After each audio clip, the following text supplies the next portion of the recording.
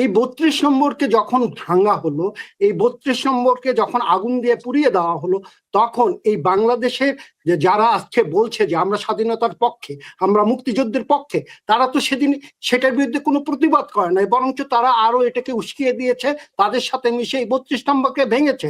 তাহলে আমরা কিভাবে বিশ্বাস করব যে আজকে যারা চিন্তা করছে যে আগামী দিনে গভর্নমেন্ট ফর্ম করবে, তারা আগামী দিনে যদি গভর্নমেন্ট ফর্ম করে, এরা তাদের যে মিত্র জামাত, যে জামাত বাংলাদেশের এত এত মানুষকে মারলো, মেরে এটাকে পাকিস্তান করে রাখতে চাইলো, তাদের এগেনস্টে তারা দাঁড়াবে। উনি আরেকটা কথা বলেছেন যে বড় বড় মেগা প্রকল্প।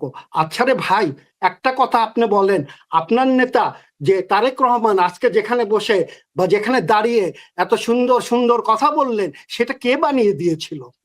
কার ফলশ্রুতিতে তা আপনারা ওখানে দাঁড়িয়ে কথাগুলি বলতে পারতেছেন? আপনারা কিভাবে যে এত অকৃতজ্ঞ হয়ে যান? এই 300 ফিটের এই অনুদান, ভাই আপনি আমাকে বলতে দেন, আপনি পদ্মা সেতু থেকে এই পারে ওই পারে চলে যাচ্ছেন, এই মেগা প্রকল্পের কথা আপনি কিভাবে ভুলে যান?